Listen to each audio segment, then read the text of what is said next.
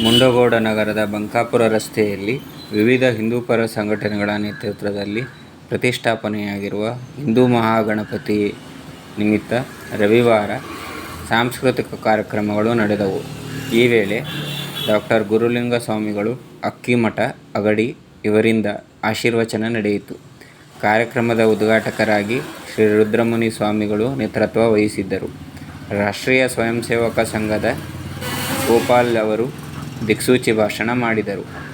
ಇದೇ ವೇಳೆ ವಿವಿಧ ರೀತಿಯ ಸಾಂಸ್ಕೃತಿಕ ಕಾರ್ಯಕ್ರಮಗಳು ನಡೆದವು. ದೀಪಂ ದಾರಿದ್ರ್ಯನಾಶಂ ದೀಪಂ ಮಾತ್ರ ಸ್ವರೂಪಂ ದೀಪಮಾತೆ ನಮೋಸ್ತುತೆ. ಶುಭಂ ಕರೋತಿ ಕಲ್ಯಾಣಂ ಆರೋಗ್ಯಂ ಧನ ಸಂಪದಂ ಶತ್ರು ಬುದ್ಧಿ ವಿನಾಶಂ ದೀಪಜ್ಯೋತಿ ನಮೋಸ್ತುತೆ.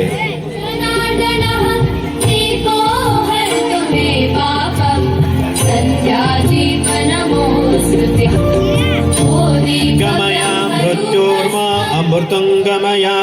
ಓಂ ಶಾಂತಿ ಓತೋ ಸನೋರ್ಭನಕ್ತೋ ಸಹ ವೀರಂ ಕುರುಮಾಮಹಿ ತೇಜಸ್ವಿನಾಮರ್ಗಿತಮಸ್ತೋ. ಓಂ ಶಾಂತಿ ಶಾಂತಿ.